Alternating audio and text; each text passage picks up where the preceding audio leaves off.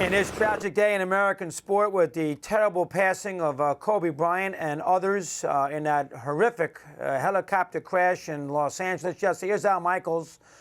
He's been around sports for a lot longer than any of us have. He's done a superb job chronicling including that earthquake, of course, in San Francisco. Did Kobe in the finals in 2004 when he was the voice of the NBA.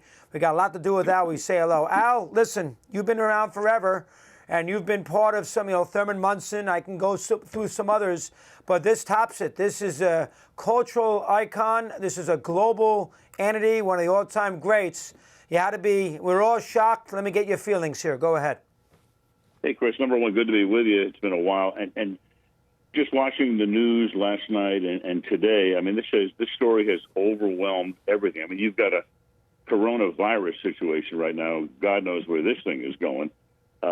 All of the other things that are happening in an impeachment trial, and yet this is wall to wall. I think if people did not understand how big Kobe was before this, they do now, and what he meant to basketball, to the NBA. And I think in his post playing life, what he's meant to a lot of people. It's so tragic, obviously, on so many levels here, especially when children are involved. We know that, and his daughter, and what he meant to youth sports and to especially the girls who want to play sports, and his daughters. We know about that right now. Everybody is aware of what's happening in that regard. He was committed to this.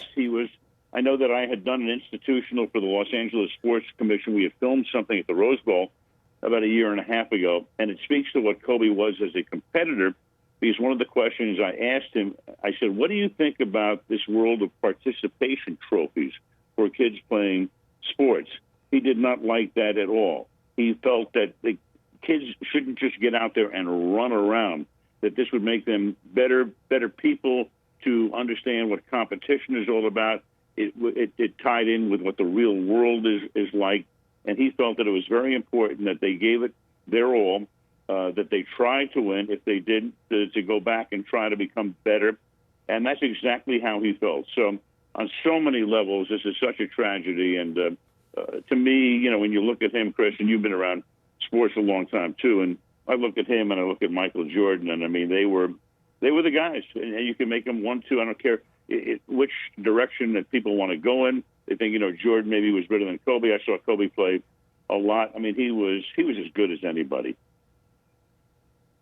No doubt. And it goes Jordan, Kobe, LeBron. I mean, and the NBA, when you think about it, Al, I mean, the other sports, I know Peyton Manning, and there's obviously a few in Trout, but I mean, the NBA does produce, people aren't as wrapped up on the teams in the NBA, but they are wrapped up on the personality.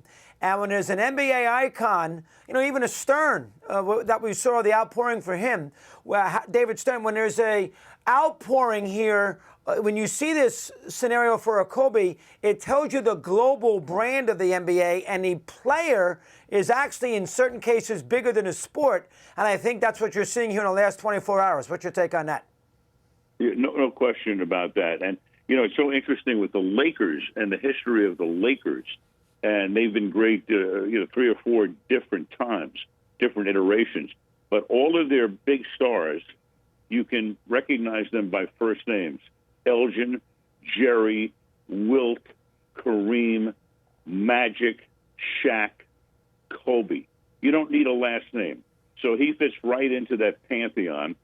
And I think the other thing about Kobe, too, is, number one, he was, so well-educated, spoke a number of languages. I think everybody now knows how he had grown up, basically in Italy. His father had played over there, Joe Bryant.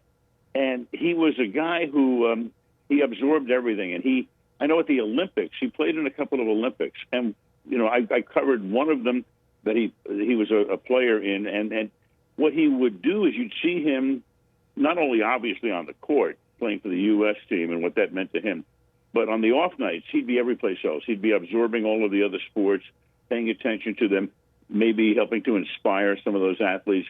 He was a man who he saw the world, and he wanted to learn as much and be involved in as much of the other world as any other athlete that I have seen. a good guy to be around. I watched him mature through the years. Early on when I covered the NBA, he was 24 or 25. He and Shaq were the two major alpha dogs. I was there when it all imploded back in 2004 when they lost to Detroit in the finals, and that's when Phil Jackson quit. Of course, he would come back a year later. That's when they traded Shaq. They had won those 3 championships, so there was certainly a rift. That team really did implode at that point. It took them a while to come back. Shaq, of course, was gone.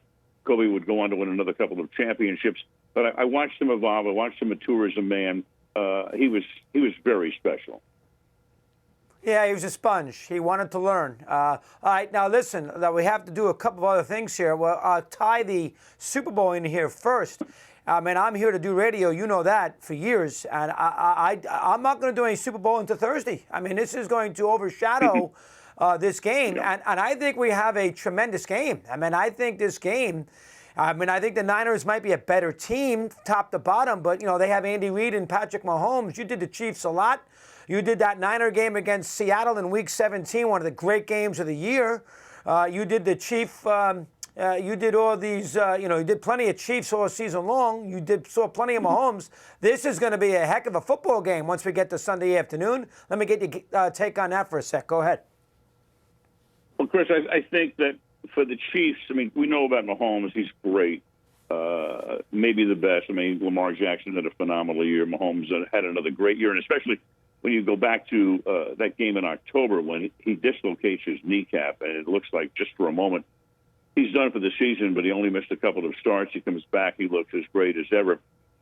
I look at the game this way. I think if Mahomes has a big day, obviously, the Chiefs can or will win the game. If Mahomes does not have a good day, I think it's going to be difficult. On the flip side of that, if Jimmy Garoppolo has a good day, all the better for the 49ers. But the 49ers can win the game even without Garoppolo having a big day. Yep. And I say Good that point. because, when we've done the 49ers this year, we did them 3 times down the stretch. And John Lynch, the general manager, who's done a wonderful job, and Kyle Shanahan, when they came in, they said, and I told the story on the air a couple of times, the first thing they wanted to do is build a Super Bowl defensive line. They'd already had and inherited a couple of number 1 draft choices up front. Then they went on the draft. They got Bosa, and they got Dee Ford in a trade, and they have a Super Bowl defensive line. They can put a tremendous amount of pressure on any quarterback. And Chris, you know as well as anybody, if you go back to when the Giants defeated New England and wrecked their perfect season back in 2007, how'd they win the game? They put enormous pressure on Tom Brady. That was the difference. Clearly, you had, the Manning to Tyree catch. We understand that. But they were able to hang in the game and eventually win the game. They put tremendous pressure on him. What the 49ers can do is not only put pressure on Mahomes, but also we know how they can run the ball. Raheem Mostert's become a star. He's great. The offensive line is outstanding. George Kittle is as good as it gets. They've got the fullback, Kyle Juszczyk. What they can do is they can run you into the ground as they did in the Green Bay game, and they can also control the clock. And we all know how big controlling the clock is and keeping Mahomes off the field.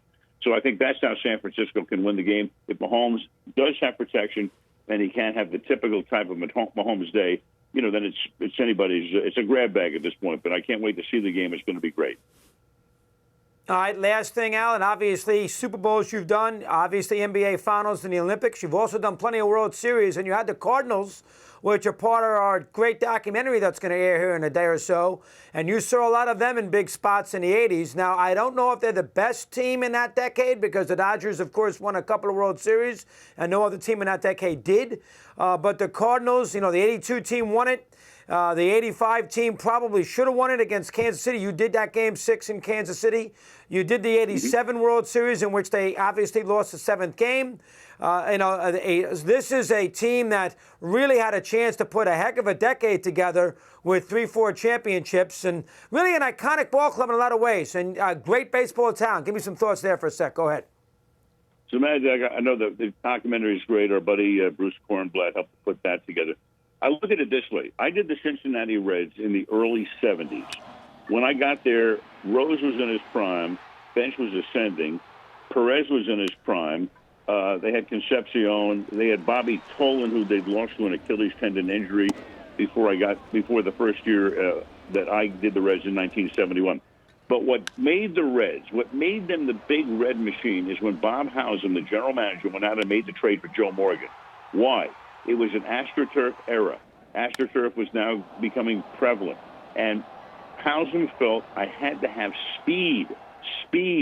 So the minute Morgan got there, then, of course, they were off to the races. We won a couple of World Series, and that was the big red machine. And clearly what the Cardinals did in the 80s, it was the same thing. It was speed. They would run you into the ground. And my favorite story, though, I've got to tell you one story, though, Mad Dog. My favorite story is the 1985 World Series. We all know what happens in the sixth game. Denkinger misses the call at first base. Otherwise, the Cardinals likely win the game and win the World Series. Instead, you go to a seventh game. Denkinger is now the home plate umpire. So even the exchange of lineup cards was a tense moment. And, of course, the Royals then get a couple of runs in the second, I think 3 more in the third. They break the game open in the fifth inning. And Whitey, among other things, brings in Joaquin Andujar, who proceeds to get thrown out of the game after, I think, 1 or 2 batters. And then Whitey comes out, and Whitey gets thrown out of the game. The score is now 11-0, which actually turns out to be the final score. But my favorite moment that I remember above all else, Mad Dog, so the game is over. The Royals win 11-0, in good measure because of the blown call the night before. So now Whitey comes in, Whitey Herzog, who I loved Whitey, but he could be, as you know, very cantankerous. And he's in the press conference, and the writers are not quite sure, how they want to begin this. But one writer says, Whitey, and he says it very sheepishly, Whitey, I'm just trying to figure out how does a manager possibly get thrown out of the 7th game of a World Series? And Whitey looks at the guy and he says, I'd seen enough. and that summed it up. That was perfect. Love it, Al. Love it. What a job you did. You put everything in perspective as only you can. Thanks for a few minutes. We'll keep in touch on better days, I promise. Thanks very much today. For sure. Anytime, Chris. Take care, man.